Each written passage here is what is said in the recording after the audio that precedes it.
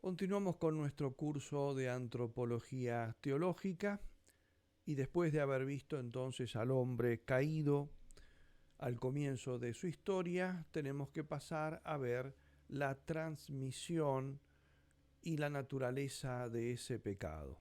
Es decir, corresponde ahora ver de qué manera el pecado original en Adán, que es llamado pecado original originante, pasa a sus descendientes, en quienes se llama pecado original originado. Lo que tenemos que decir de la doctrina católica es que es de fe que todos los hombres están implicados en el pecado de Adán, pero la transmisión de ese pecado de Adán a sus descendientes es un misterio que no podemos comprender plenamente. Así lo expresa, por ejemplo, el Catecismo número 404, casi con estas palabras textuales. La transmisión del pecado original es un misterio que no podemos comprender con plenitud. No perdamos de vista entonces, en lo que vamos a decir, esta afirmación esencial. Y comenzamos con la doctrina de la Sagrada Escritura y, en primer lugar, como es lógico, el Antiguo Testamento. Podemos decirlo en una forma de tesis. En el Antiguo Testamento no se afirma expresamente la transmisión del pecado desde Adán a sus descendientes, pero la idea subyace en todo el relato bíblico, particularmente del libro del Génesis, es decir, de los primeros capítulos de ese libro. En efecto, el relato de Génesis 1 a 3, capítulos 1 a 3, no menciona expresamente el paso del pecado original de Adán a sus descendientes. Sin embargo, el texto, leído como un todo, con los capítulos que le siguen, pone evidentemente el episodio del paraíso, la rebelión de Adán y Eva al mandato divino, en conexión con todo el drama posterior de la humanidad en dependencia de esa transgresión, a saber, el asesinato de Abel en manos de Caín, el pecado que empieza a difundirse cada vez más en el mundo hasta que Dios envía como castigo el diluvio. Luego del diluvio, nuevamente, el retomarse ese increyendo del pecado, como vemos, por ejemplo, en la torre de Babel, en la cual los hombres desafían de alguna manera la supremacía divina. Dice el teólogo José Antonio Sayés, no se puede suprimir en la intención del autor de estos capítulos, ¿no?, la idea de que el pecado de Adán fue la causa, el origen de un drama para toda la humanidad. Y el gran exégeta, que fue Stanislas Lionet, decía también, el pecado de Adán y Eva no solo tiene consecuencias funestas para ellos mismos, sino para toda la humanidad, y consecuencias que no se limitan al orden físico, sino que han tenido ciertas repercusiones en el orden moral y espiritual. El autor pretende contar un drama cuyas consecuencias se extienden a toda una raza. Afirma la realidad de una herencia, a la vez física y moral, que pasa de una generación a otra, aunque no haya analizado con precisión el mecanismo de esa transmisión. Hasta ahí Lionet. Por tanto, debemos decir que el relato del Génesis nos pone frente a dos hechos. En primer lugar, el pecado de los protoparentes. En segundo lugar, una historia posterior a ellos que se presenta como una historia de pecado. Para el autor del relato es evidente que entre ambos hechos media una relación, la cual, sin embargo, no está afirmada expresamente en el libro del Génesis. La revelación plena del pecado original y en particular de su transmisión, por eso tenemos que buscarla en el Nuevo Testamento, que es la plenitud de la revelación. Vamos a concentrarnos en 3 textos solamente. Los 2 primeros tienen cierto peso, pero no son, si se quiere, determinantes. El primero de ellos es el texto de 1 Corintios capítulo 15, en los versículos que tienen en pantalla, el 21 al 22 y luego del 45 al 49. Y dice así, uniendo esos dos parágrafos: como por un hombre vino la muerte, también por un hombre vino la resurrección de los muertos. Y como en Adán mueren todos, así también en Cristo serán todos vivificados. Este texto, como vemos, contrapone la figura de Adán a la de Cristo, y de él podemos resaltar que San Pablo, su autor, se refiere a la muerte física. Todos mueren en Adán, es decir, todos mueren físicamente, por lo que tienen o lo que reciben de Adán, que es una naturaleza mortal, y además por causa de Adán, por él mueren todos. Es claro que San Pablo quiere atribuir a Adán entonces la causa de la muerte. Lo que nos transmite es de hecho algo mortal, esta naturaleza que tenemos, porque de lo contrario no tiene sentido usarlo de paralelo para hablar de la causalidad de Cristo. Cristo es causa de la resurrección, es decir, de que podamos volver a la vida. No somos nosotros los que nos resucitamos uniéndonos, ¿no?, viviendo una vida cristiana, sino que Cristo nos resucita porque produce la gracia y luego el que ha recibido la gracia tendrá y muere en gracia, tendrá también el don de la resurrección, como dice nuestro Señor, particularmente en el Evangelio de San Juan, capítulo 6. Y no solo resurrección en el sentido de resurrección espiritual, de vivir en gracia, sino que nos estamos refiriendo, como enseña nuestra fe y profesamos en el credo, a la resurrección física.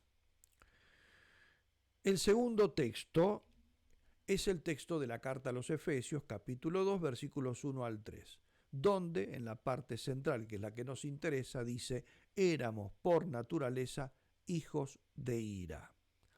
Según muchos autores, por ejemplo, Schlier, Bover, Pratt, el texto alude claramente al pecado original. De hecho, la expresión hijos de ira sirvió a los padres de la Iglesia para designar al pecado original. Y podemos decir que se refiere a la transmisión del mismo, pues no se refiere tan solo al pecado en o de Adán, sino al de todos los hombres, aunque no se diga que le llega a los demás hombres por Adán o desde él. Sin embargo, a pesar de estos dos textos, el texto fundamental es otro, y es un pasaje que tiene su dificultad, pero también tiene una densidad doctrinal que nos exigirá ahora examinarlo detenidamente. Me refiero concretamente al texto de Romanos capítulo 5 versículos 12 al 21, ¿no?, que vamos a leer, aunque sea extenso, pero evidentemente es necesario, es el texto que nos va a servir de base para todo esto. Dice así, leámoslo detenida y lentamente. Por tanto, como por un solo hombre entró el pecado en el mundo, y por el pecado la muerte, y así la muerte alcanzó a todos los hombres por cuanto todos pecaron, porque hasta la ley había pecado en el mundo, pero el pecado no se imputa no habiendo ley. Con todo reinó la muerte desde Adán hasta Moisés, aún sobre aquellos que no pecaron con una transgresión semejante a la de Adán, el cual es figura del que había de venir. Pero con el don no sucede como con el delito. Si por el delito de uno solo murieron todos, cuánto más la gracia de Dios y el don otorgado por la gracia de un solo hombre, Jesucristo, se ha desbordado sobre todos. Y no sucede con el don como con las consecuencias del pecado de uno solo, porque la sentencia, partiendo de uno solo, lleva a la condenación, mas la obra de la gracia, partiendo de muchos delitos, se resuelve en justificación.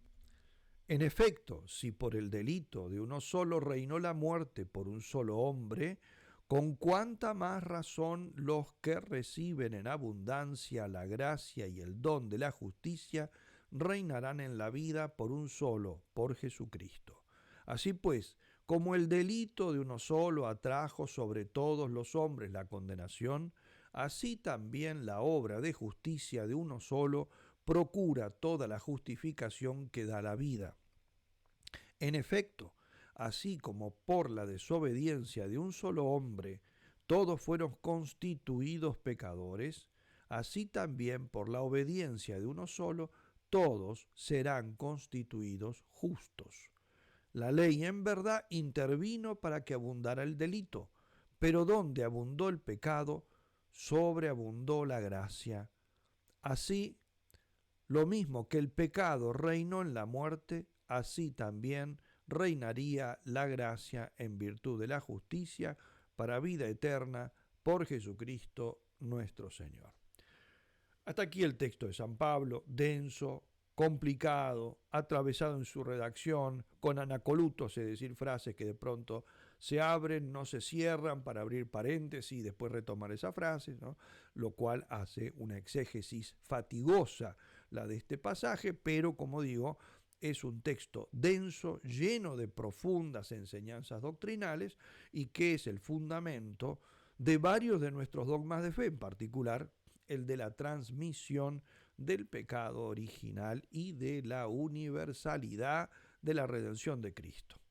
Por eso el texto es complicado, les recomiendo que frenen aquí el video, lo vuelvan a leer ustedes detenidamente y si es posible tengan abierto para lo que vamos a decir ahora ustedes alguna versión del Nuevo Testamento en este pasaje para ir guiándose, porque yo voy a hacer simplemente una referencia esquemática a los elementos más importantes. En primer lugar, es fundamental para darle el valor que tiene realmente este texto el entender en dónde está colocado, cuál es el contexto. Está en la carta a los romanos. La carta a los romanos tiene como idea central el hablar de la gracia de Cristo. De hecho, los capítulos 1 a 3 describen el estado de pecado de la humanidad, tanto de la humanidad pagana como de del segmento judío de la humanidad. Todos paganos, gentiles, como es el nombre técnico realmente, los gentiles y los judíos, todos están bajo el signo del pecado, todos son pecadores, todos han pecado y por eso todos necesitan redención. Esa es la gran enseñanza de San Pablo, la redención es universal. Todos estamos necesitados de redención. Primeros capítulos. El capítulo 5, donde se encuentra nuestro texto, precisamente pretende demostrar que toda salvación viene exclusivamente de la gracia de Cristo. ¿Por qué solo de Cristo? De uno solo a todos. ¿Por qué el pecado, ese es el argumento de San Pablo, por qué el pecado se ha derivado a partir de uno solo a todos los hombres, es decir, de Adán a todos los hombres? Según el gran exégeta que fue el padre Beauvais, este modo de razonar da más fuerza al argumento del pecado original, porque, palabras de Beauvais en su Teología de San Pablo, da a entender que se trata de una doctrina que todos conocen y nadie discute. Eso no lo perdamos de vista. San Pablo lo que quiere probar aquí no es el tema del pecado original, quiere probar que Jesucristo es el único redentor. Entonces utiliza algo que ya aceptan sus interlocutores, sus lectores. Es decir, algo que, como lo admiten, admitiendo eso, él les dice entonces se tiene que seguir como consecuencia lo que les estoy diciendo, que es la redención universal de Cristo. Y eso que les da como argumento ya supuesto por San Pablo, que ellos lo aceptan, es el tema del pecado original. Por lo tanto, aquí incluso está hablando de algo que en teoría sus lectores ya conocen y ya aceptan.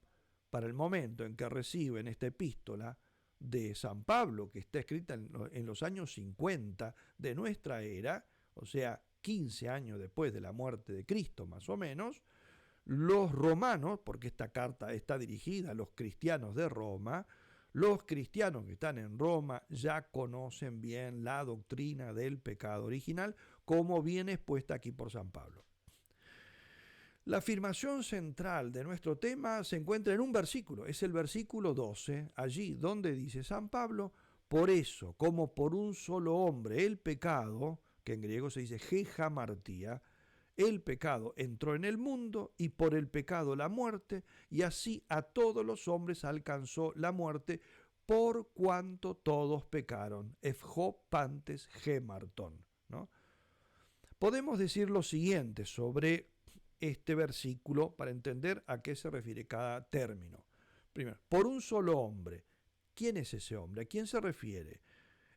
En el resto del pasaje que hemos leído, vemos nosotros que se trata de un pecador. Aparece en los versículos 12, 15, 16, 17, 18 y 19.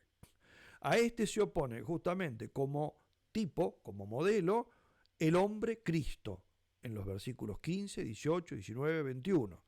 Todos admiten que se refiere a Adán, es el primer hombre, a ese se refiere. En primer lugar. En segundo lugar, el pecado. Dice, el pecado entró en el mundo por un solo hombre. ¿Qué pecado? ¿A qué pecado se refiere? Algunos autores en algún momento de la historia de la teología afirmaron que no se refiere al pecado de Adán, sino al pecado en general. Para ellos el texto solamente dice que con Adán la masa del pecado, o sea, todos los pecados entraron en el mundo. Bien, si así fuera, no puede negarse que se debe incluir también en esa masa de pecado principalmente el primero de ellos, que es el pecado que comete Adán y el primer pecado que comete Adán, ¿no? Más aún, no puede negarse de que se refiera principalmente a ese pecado, que es el que abre la puerta a todo otro pecado. De hecho, esto además queda en evidencia en los versículos siguientes, donde San Pablo ya usa expresiones más explícitas. Por ejemplo, dice el delito de uno solo, versículos 15 y 17, que se refiere claramente al pecado de Adán, y lo hace responsable de introducir la muerte o de hacer morir a todos, ¿no? Ahora bien, como dice un exégeta, para San Pablo, el pecado que dio entrada a la muerte en el mundo, ciertamente es el pecado de Adán, el primer pecado de Adán. Hemos mencionado la muerte. Dice, y por el pecado entró la muerte. ¿A qué se refiere con la muerte? Algún autor también dijo que está dicha en forma metafórica, que se refiere a la separación del hombre respecto de Dios, es decir, la muerte espiritual, el pecado. Pero evidentemente no puede ser tomada en este sentido, aunque lo puede incluir como de forma derivada, porque si no sería una mera tautología, o sea, por el pecado entró la muerte espiritual. ¿Qué es la muerte espiritual? El pecado. O sea, por el pecado entró el pecado. O sea, no estaría diciendo absolutamente nada. San Pablo dice, en cambio, claramente, que lo que entra es la muerte, la separación del cuerpo y del alma. Y por eso incluso va a aclarar que la muerte afectará a quienes no pudieron pecar de forma personal. Es decir, a los justos y sobre todo a los que no llegaron ni siquiera al uso de razón, los que mueren niños antes de poder razonar y por lo tanto de rebelarse voluntariamente. Justamente lo que va a decirse la fuerza de San Pablo es que ellos, a pesar de que no cometieron ningún pecado personal, sin embargo la muerte los afectó. Ahora, la muerte, ¿no? La muerte es castigo concretamente del pecado. ¿Cómo se los castiga si no han pecado? San Pablo dirá, es que pecaron. Ahí está la fuerza, ¿no? Por eso dice, por cuanto los afectó a todos, aun a quienes no habían pecado, es decir, con un pecado personal, los afectó por cuanto todos pecaron. Este es el versículo, ¿no?, cuya expresión griega ha dado muchas discusiones a lo largo de la historia, ya de la época patrística, ¿no? Por cuanto todos pecaron es la traducción que nosotros hacemos, ¿no? Sobre esta traducción, por cuanto todos pecaron, Efjo Pantes Gemarton en griego, en realidad no ha sido siempre traducida de la misma manera. Los padres latinos y algunos concilios, como el concilio de Cartago y el concilio de Trento, lo han traducido de una manera que evidentemente indicaría de forma explícita el pecado, porque dice, ellos lo tradujeron como en el cual, es decir, en Adán todos pecaron, lo cual evidentemente es clarísimo. Ya estaría afirmando el mismo texto paulino que todos hemos pecado en Adán, aunque no diga el modo en que te ha sucedido, ¿no? Ahora bien, los padres griegos no entendieron, o sea, entendían mejor griego que los latinos, evidentemente era su lengua, ellos no lo entendieron de esa manera, ¿no? Y por eso, cuando usaban la expresión y al ponerla alguna equivalente, ponían a causa del cual o por cuanto que todos pecaron.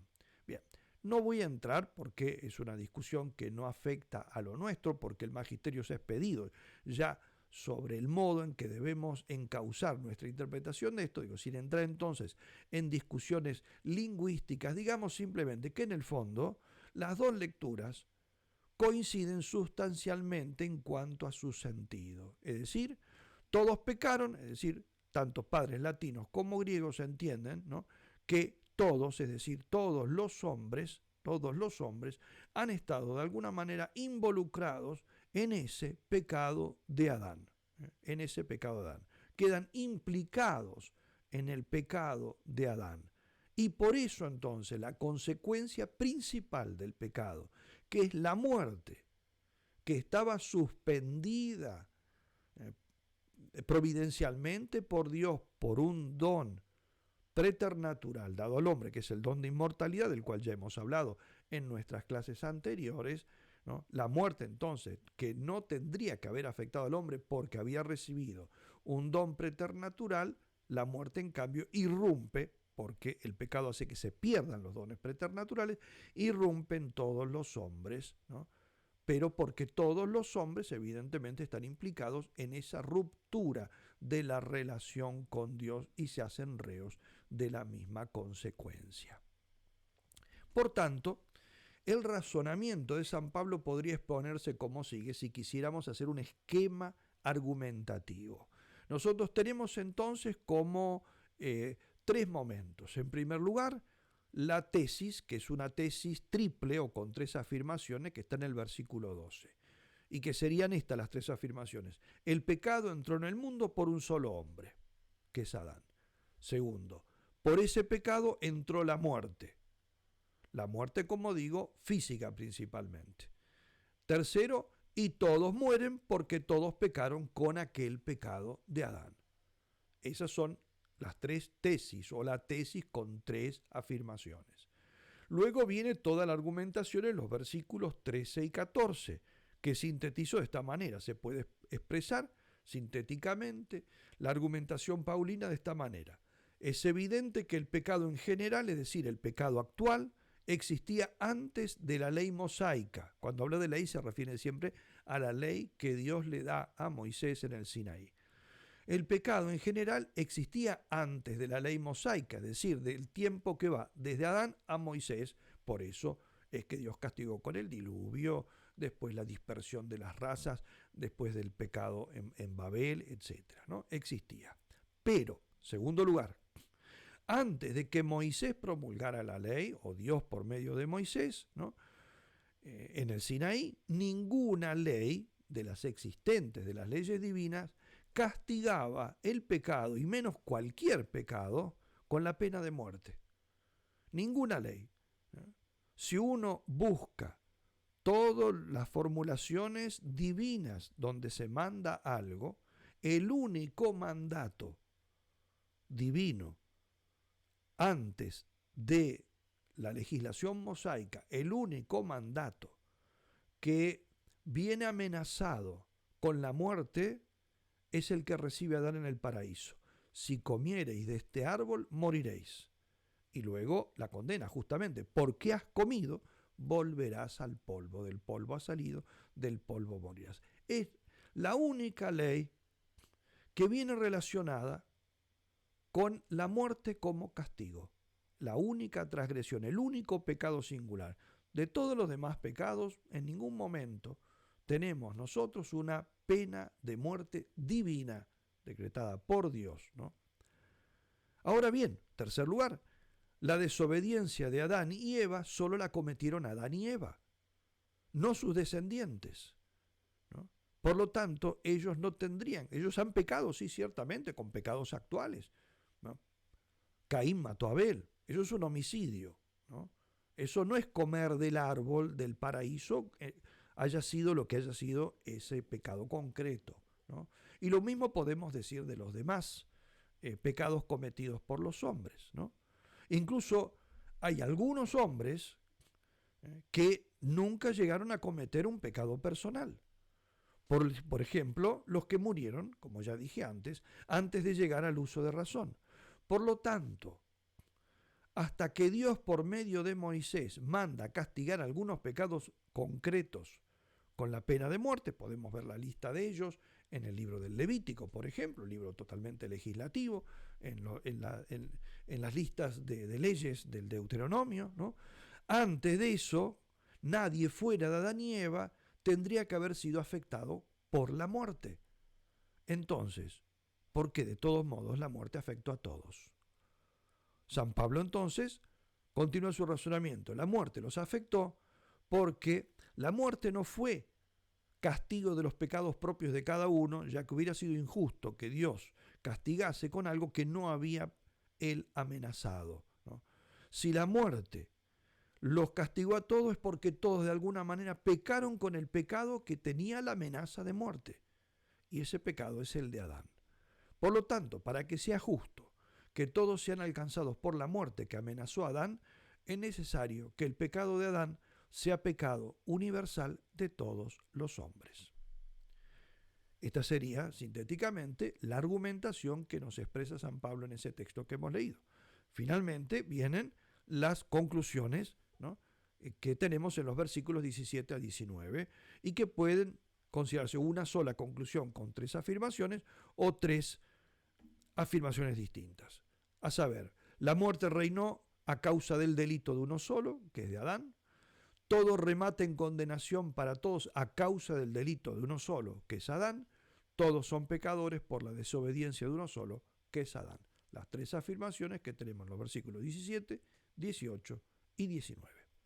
Este es el esquema, el que acabo de realizar, el que hace, por ejemplo, Santo Tomás cuando comenta magníficamente este pasaje de San Pablo.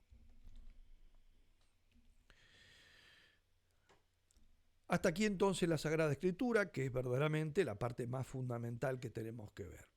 ¿Qué nos ha enseñado a lo largo de la historia el magisterio de la Iglesia como auténtico intérprete justamente de la revelación contenida en la Sagrada Escritura?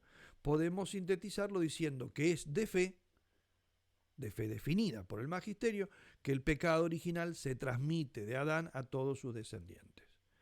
Esta es una verdad continuamente repetida por el magisterio de la Iglesia y en algunos concilios lo ha hecho de forma solemne. Por ejemplo, en el 16º Concilio de Cartago, en el segundo Concilio de Orange y en el Concilio de Trento, que fueron tres momentos claves donde aparecieron en el horizonte de la Iglesia algunas herejías que fueron negando justamente esta verdad, y por eso intervino la Iglesia. En primer lugar, en el concilio de Orange, ¿no?, se puede ver las condenaciones que se hicieron contra los semipelagianos, en el de Cartago las que se hicieron contra los pelagianos, y en el concilio tridentino particularmente, ¿no?, en las tesis neopelagianas de Zwinglio, ¿no?, que afirmaba que el pecado de Adán solamente afectó a Adán y por lo tanto entonces aceptando la existencia del pecado originante en Adán, no acepta la del pecado original originado en los demás, lo afectó solamente a él, ¿no? Bien. El catecismo, también podemos leerlo con mucho fruto, ha resumido toda esta doctrina en el número 402. Demos un paso más. El magisterio también enseña que es de fe que todo niño nace con el pecado original y precisamente para borrar ese pecado se ordena el bautismo de los niños. El bautismo de los niños, de los infantes, se ordena a borrar principalmente el pecado original, que en un niño es el único que pueden tener, ya que todavía no han llegado al uso de razón. En un adulto, evidentemente, el bautismo también borra todo otro pecado que hayan cometido desde que llegaron al uso de razón. La Iglesia ha mostrado su fe, por lo tanto, en la transmisión del pecado original a todo hombre al introducir prontamente en la práctica litúrgica del bautismo a los niños. Ya hacia el año 200, hay que tener en cuenta, era una práctica considerada tradicional, por lo tanto, que se remontaba a mucho tiempo atrás, ¿no? Tenemos testimonios sobre esto, nuevamente en el Concilio de Cartago, ¿no?, en el Concilio de Trento. En el Catecismo se puede leer la síntesis que hacen los números 1250 a 1252. Hay que tener en cuenta que el pelagianismo precisamente se opuso a la costumbre de bautizar a los niños por razones heréticas, porque si negaba el pecado original, ¿no?, y sostenía que solamente se puede pecar cuando se llega al uso de razón, y en todo caso ahí uno puede inspirarse en lo que hizo Adán e imitar a Adán, pero ya está pecando de forma personal, entonces evidentemente no tenía sentido para esta herejía del pelagianismo el hecho de que se llevara el bautismo a los niños, a menos que se le diese otro sentido al bautismo, como después justamente esas herejías fueron derivándose. Es decir, el bautismo en realidad no borra ningún pecado, sino que lo que se hace es una suerte de ceremonia de introducción dentro del cuerpo de la iglesia, ¿no? Que no es el sentido que ha tenido en la tradición de la iglesia, que es principalmente ordenado borrar el pecado y en segundo lugar, evidentemente, hacer al que se bautiza, hacerlo miembro del cuerpo de Cristo, ¿no? En tercer lugar, también debemos añadir, como parte de la fe de la Iglesia, que se afirma con toda claridad como dogma de fe que el pecado original se transmite por generación y no por imitación. Esto evidentemente va contra lo que acabo de afirmar que enseñaban los pelagianos, que sostenían que el pecado de Adán, si admitimos que hay cierta transmisión, es una transmisión meramente ejemplar, es decir, Adán me da mal ejemplo y yo, cuando peco, en todo caso imito su ejemplo. La Iglesia ha enseñado que eso es una herejía. El pecado se transmite por generación. Generación significa de la misma manera que se transmite la naturaleza humana, es decir, a través del acto sexual del hombre y la mujer, ¿no? Del cual nace una nueva vida. Por esa misma vía se transmite entonces el pecado original de Adán a sus descendientes, ¿no? Ese es el modo. Eso ha sido expresamente enseñado, como digo, en esos mismos tres concilios en particular, no son los únicos, Cartago, Orange, 16 de Cartago, segundo de Orange, concilio de Trento, y tenemos sobre esto un resumen en el Catecismo de la Iglesia en el número 404. Hemos visto entonces la Sagrada Escritura, hemos visto sintéticamente qué es lo que enseña la Iglesia. En tercer lugar, ¿cuál es la reflexión que han hecho los grandes teólogos sobre este tema? En primer lugar, hay que decir que este es uno de los puntos más difíciles de la cuestión del pecado original, es decir, tratar de explicar cómo es que se transmite el pecado de Adán al pecado de su descendiente, en el sentido cómo llega a ser pecado de ellos. Porque es fácil explicar la transmisión de una pena, de un dolor, de un sufrimiento, de una enfermedad. Se puede transmitir por vía genética, por eso un padre gotoso puede engendrar un hijo gotoso, o con alguna propensión genética a generar enfermedades que han tenido sus padres. Eso no hay ninguna dificultad, pero lo que nosotros sabemos que lo que no se puede transmitir, un padre no le puede transmitir a su hijo, ¿no?, es la voluntariedad. Los pecados que cometieron sus padres son de sus padres, precisamente, no son de sus hijos, con una excepción, el pecado original. El pecado original es de Adán, pero también es nuestro. Si es nuestro, entonces no estamos hablando de las consecuencias penosas, la muerte meramente, enfermedades y todos los problemas que ha introducido en el mundo esa desobediencia de Adán, sino que nosotros, como dice el Catecismo número 402, estamos implicados en el pecado de Adán. Bueno, evidentemente aquí tocamos la parte central del misterio. Si es misterio, desde ya tenemos que saber que es absolutamente imposible dar una explicación totalmente satisfactoria. Si fuera así, el misterio dejaría de ser misterio, ¿no? Y esto, evidentemente, no es posible. Pero podemos, al menos, señalar cuál es el marco. Es decir, no se puede ir más allá de este lado, no se puede ir más allá de este otro, ni de aquel, ni de aquel. Fuera de estos caemos en herejías o explicaciones que son completamente insatisfactorias. La verdad tiene que encerrarse dentro de estos parámetros, aunque no podamos expresarla con nuestro pobre saber humano, ¿no? Entonces, ¿cuáles son esos límites que tiene una explicación del pecado original? En primer lugar, no se puede sostener, porque es herética, ninguna explicación que reduzca la transmisión del pecado original a una mera transmisión moral o ejemplar. Es lo que ya he dicho varias veces, es lo que enseñaba Pelagio, ¿no? Luego enseñaron esto mismo en el siglo XIX los llamados semirracionalistas. Ellos dijeron eso, que Adán peca y los hombres entonces no nacen con pecado, no nacen con pecado. Pero al llegar al uso de razón, ellos, si libremente consienten al pecado, y por supuesto para darle universalidad al pecado sostenía que todos lo hacían, ¿no? Si consienten libremente al pecado de Adán, ahí lo hacen de alguna manera suyo, ¿no? Esto, evidentemente, lo que está haciendo es reducir el pecado original a cualquier otro pecado actual. Todos nuestros pecados, evidentemente, seguimos ese mal ejemplo que nos dio como el primero de todos el rebelde Adán. Segundo lugar, tampoco puede sostenerse que el pecado original se contrae por algún modo de contagio o solidaridad con la masa de pecado del mundo, es decir, por influjo social. Como yo un poco de harina sana todavía la meto en una harina corrupta y se contagia y se termina corrompiendo también ella. Esto evidentemente que es una forma de explicar el pecado que no explica la transmisión. Eso es un contagio meramente actual. Sin embargo, fue la tesis o la manera de explicar el pecado original que tuvieron algunos teólogos como Piet Schoenberg, ¿no?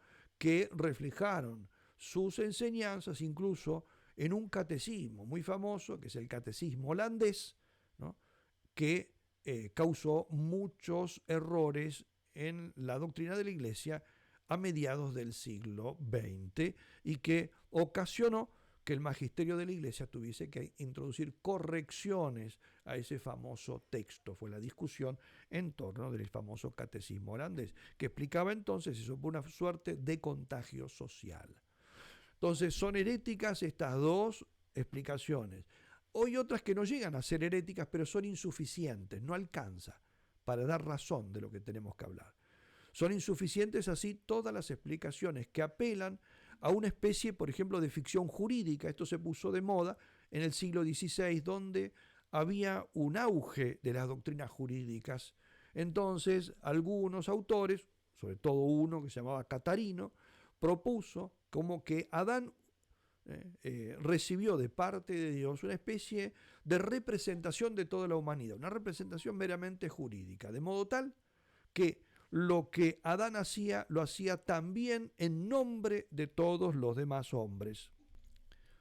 Como justamente entonces lo que Adán hace es rebelarse contra Dios, entonces Adán no solamente hace esa transgresión en nombre propio, sino por una cuestión entonces de representación jurídica, lo hace en nombre de los demás hombres. Esta tesis evidentemente no prosperó, porque en realidad lo que está haciendo ahí es una ficción jurídica copiada de lo que se hace evidentemente en nuestras sociedades, pero para cosas de orden menor. No puede explicar algo tan grave como la separación personal de Dios en la cual nace todo ser que viene a este mundo, ¿no? También son insuficientes todas las hipótesis que han apelado ya a algo que se empieza a aproximar a una buena respuesta, que es el tema de la solidaridad, ¿no? En la naturaleza de todos los hombres con Adán. Pero, a pesar de que ya empiezan como a orientarse bien, apelaban, son insuficientes todas las que han apelado, a una solidaridad solo a partir o solo del cuerpo o solo del alma. No voy a entrar en los detalles de estas teorías complicadas, pero todas aquellas que han intentado solamente por una solidaridad física no pueden dar razón de lo que es la transmisión del pecado original, ni todas las que han buscado una especie de solidaridad, una transmisión del alma, ¿no? Que además es herética en el sentido de que el alma no se transmite de padres a hijos, sino que es creada directamente por Dios. Por eso entonces, aun cuando, ¿no?, siga siendo un misterio, debemos saber que la explicación que querramos dar, si pretende ser aproximada y dar razón satisfactoria de cómo es que se transmite no solo las penas del pecado, sino la culpabilidad, ¿no?, debe contener esa respuesta dos conceptos claves: la solidaridad y al mismo tiempo la causalidad. Es decir, para que se pueda hablar de verdadera transmisión de un pecado, hace falta, ante todo, que haya solidaridad entre Adán y sus descendientes. Primera cosa, la solidaridad es posible si hay unidad entre todos los hombres.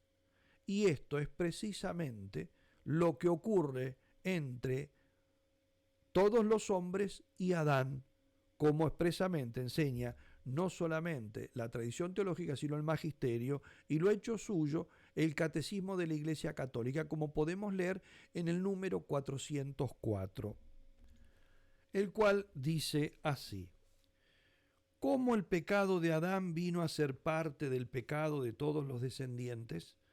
Todo el género humano es en Adán sicut unum corpus unius hominis, como el cuerpo único de un único hombre. Esta expresión es de Santo Tomás de Aquino.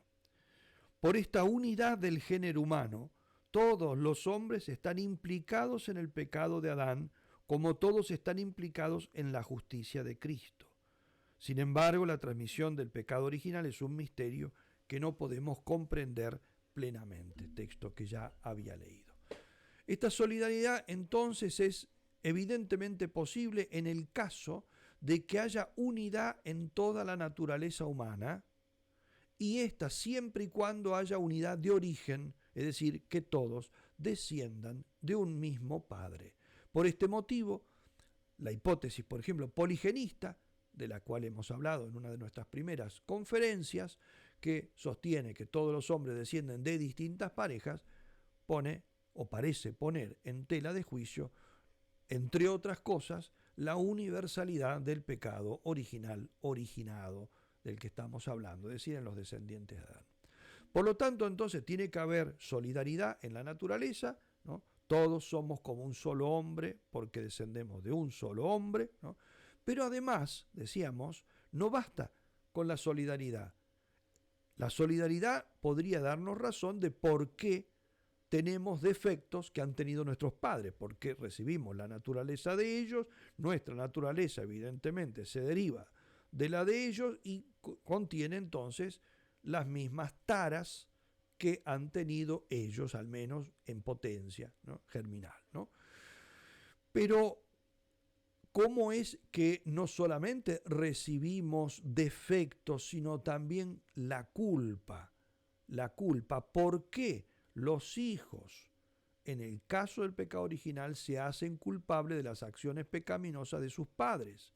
Porque la culpa es algo personal, intransmisible, ¿no? ¿Cómo es que en este caso concreto del pecado original se transmite? Para poder explicar esto, hace falta entonces, además de la solidaridad, otra doctrina que exija o que explique la participación de la voluntad de los descendientes en la voluntariedad del pecado de Adán.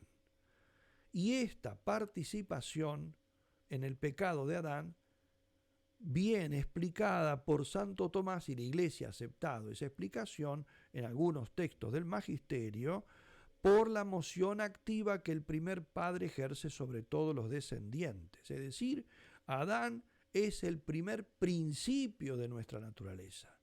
Él, en la medida en que transmite, ¿no?, la vida, y con la vida transmite entonces la naturaleza, ¿no?, él se hace causa de que los otros hombres vivan y por lo tanto también de la transmisión de la naturaleza.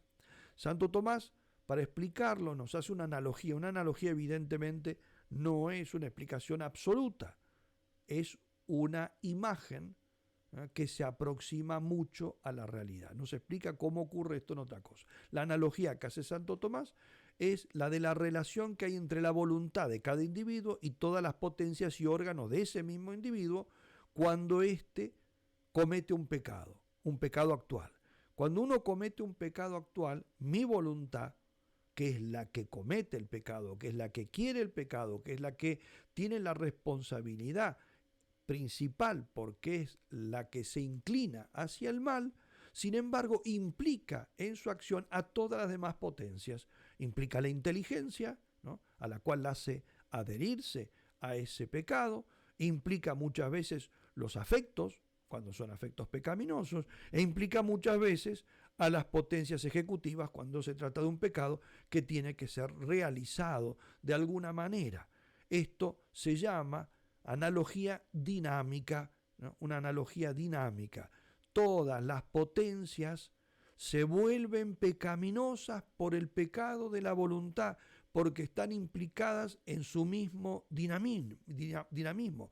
Por eso es que podemos hablar, ¿no?, de una inteligencia pecaminosa, podemos hablar de una afectividad pecaminosa, ¿no? Podemos hablar incluso, ¿no?, de estas manos manchadas de pecado, ¿no? Porque en realidad todo ha sido movido por la voluntad, que es la causa primera de cualquier pecado, y por lo tanto entonces de alguna manera las hace participar. De esta manera entonces, ¿no?, Adán nos mueve a todos porque nos mueve a la vida, nos mueve a la existencia en cuanto la causa física de la existencia de cada uno de sus descendientes sigue actuando. Yo, si engendro un hombre, lo engendro por una fuerza generativa que tengo, que he recibido de mi padre, la cual la ha recibido de su padre y que hemos recibido todos, en definitiva, de nuestro primer padre. Entonces, en la medida en que estamos transmitiendo ese dinamismo, estamos haciéndonos participantes. Todos participamos de la naturaleza de Adán, todos participamos también de esa primera moción de Adán. Y Adán nos transmite una naturaleza como él la tenía en el momento de transmitirla, es decir, ya privada del pecado, privada de la gracia y por lo tanto en pecado. Esta explicación, como digo, no resuelve todo el misterio, porque es precisamente eso, por definición, un misterio, ¿no? Pero nos pone por lo menos el marco. La solución para explicar por qué los hombres están implicados en el pecado de Adán, entonces viene porque hay entre todos nosotros una solidaridad en la naturaleza y una causalidad del primer padre sobre la existencia de todos sus descendientes y por lo tanto entonces de la existencia de la naturaleza en cada uno de ellos como se encontraba en Adán cuando Adán la transmite. Esta es la explicación que más plausible de esta realidad, que de todos modos sabemos que es así porque está revelada, es decir, porque es de fe, ¿no? Quedan algunos corolarios de la reflexión teológica, ¿no? Decíamos que lo que defiende San Pablo en la carta a los romanos es la universalidad del pecado original originado en todos los descendientes de Adán, ¿no? Ahora bien, esto exige una aclaración fundamental, porque hay dos personajes que no tienen pecado original, que es nuestro Señor Jesucristo y la Virgen Santísima. Y esto entonces es objeto de dos verdades de fe, ¿no? En primer lugar, es de fe que el pecado de Adán afecta a todos los descendientes de Adán, excepto Jesucristo y la Virgen María, pero no por los mismos motivos en un caso y en otro. Esto lo podemos leer, si se quiere, en el número 402 del Catecismo, ¿no?, a lo cual los invito a hacerlo más tarde, ¿no? El argumento cristológico es este. Si el pecado original no fuese universal, no necesitarían todos los hombres la redención. Ahora bien, Jesucristo es redentor universal. Por lo tanto, todos los hombres están implicados en ese pecado original. Todos excepto Jesucristo. ¿Por qué? Porque ya dije que la razón por la cual se explica la transmisión del pecado original de Adán a todos sus descendientes es el hecho de que se da entre ellos estos dos elementos que son los que explican la transmisión del pecado original. En primer lugar, solidaridad en la naturaleza y en segundo lugar, causalidad de Adán respecto de sus descendientes. Sus descendientes reciben la naturaleza por la fuerza generativa que pone en movimiento el primero de todos, Adán.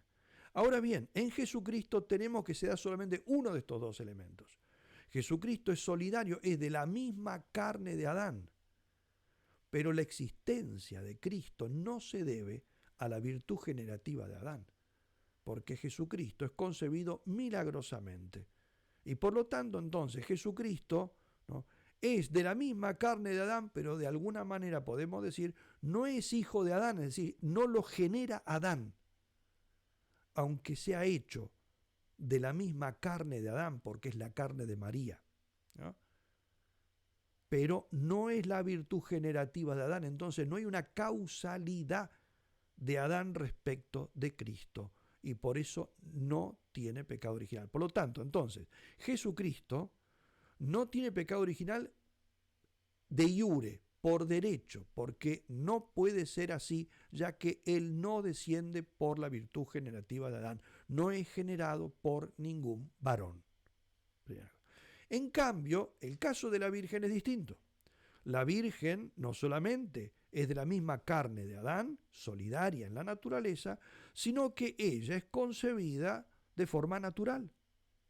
Entonces, en el caso de la Virgen no es de iure, sino que es de facto, es decir, en el caso de la Virgen ella no contrae el pecado original, es concebida de forma inmaculada por una excepción que hace Dios no a la redención, sino a la transmisión del pecado original, no a la redención, es decir, María es redimida, pero la redención de Cristo se le aplica por anticipación, sin que contraiga el pecado original. El momento de la historia de la Iglesia donde algunos grandes teólogos dudaron de aplicar, antes de que la Iglesia declarara el dogma de la Inmaculada Concepción a mediados del siglo XIX, ¿no?, el momento en el cual algunos dudaron era justamente por esto. O sea, si nosotros decimos que la Virgen no tuvo pecado original, ¿no estamos diciendo entonces que ella no es redimida? Bien, la Iglesia, ¿no?, después definió que el caso de la Virgen no es un caso de no redención, sino que es una redención del todo particular, donde Dios aplica los méritos futuros del Hijo de la Virgen, se los aplica de manera anticipada, impidiendo caer en el pecado original. Yo salvo de la misma manera al que ha caído en un pozo sacándolo de él, como impidiendo que caiga en el pozo. El caso de la Virgen, entonces, es un caso donde se le impide que caiga, todos los demás hombres se los levanta después de haber caído. Por último, simplemente una palabrita sobre la naturaleza del pecado original. Y concretamente, qué pecado fue, qué tipo de pecado fue.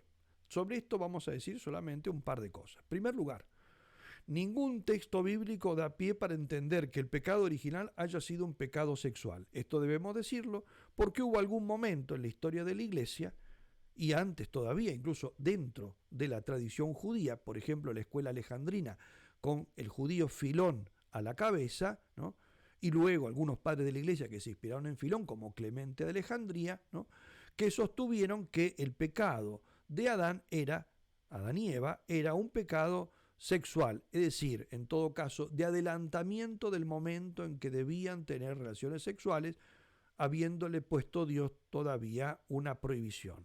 Eso evidentemente es algo peregrino, es una idea que les ha venido a la cabeza sin tener absolutamente ningún fundamento bíblico, ¿no? Debemos decir que ningún relato bíblico indica de todos modos cuál sería la naturaleza del pecado original, pero si tomamos el texto del Génesis y tratamos de entender lo que nos quiere dar a comprender, debemos decir que el pecado original tiene que ser un pecado que va por el lado de un conocimiento indebido. Lo que ha prohibido Dios en el paraíso no es comer un árbol o tener unas relaciones sexuales antes de tiempo, sino lograr una suerte de conocimiento por una vía indebida. De hecho, si leemos el texto justamente, allí se nos dice que lo que el demonio mete en la cabeza de Eva es un deseo de un conocer. Ella ve que el fruto que le había sido prohibido era deleitable al conocimiento y útil para adquirir ciencia. Por lo tanto, se trata de un conocimiento. De ahí entonces los padres de la Iglesia, o muchos de ellos, ¿no?, y después una larga tradición ha mostrado que se trata de probablemente una suerte de conocimiento logrado por una vía que no es la vía que Dios quería. Por eso el nombre incluso del árbol, el árbol de la ciencia, del bien y del mal. Es el conocimiento, ¿no?, del mal y del bien a partir, digamos, de un modo meramente pelagiano, meramente humano, sin la vía que Dios tiene prevista, y por lo tanto entonces se encuadraría en lo que nosotros solemos llamar una suerte de conocimiento gnóstico, una suerte de soberbia intelectual. El pecado cometido parece entonces implicar una suerte de profanación de lo sagrado. Es conocer lo sagrado, ¿no?, y tener de alguna manera, como en el caso de Dios, el derecho de determinar el bien y el mal, pero, ¿no?, por fuerza de la propia voluntad. Y por eso justamente el castigo es la muerte, que será, después de la legislación mosaica, el castigo más propio de los profanadores. Se le aplica ese mismo castigo. Por lo tanto, entonces, es un pecado de tipo más bien gnóstico. No es un pecado, entonces, de orden meramente material, no es un pecado relacionado con la sexualidad, y por lo tanto tampoco es un pecado que tenga que ver, como pensaron algunos de los reformadores protestantes, un pecado que se concentre en la mera concupiscencia, ¿no? Ciertamente implica después un desorden en la concupiscencia como consecuencia, ¿no?, como consecuencia.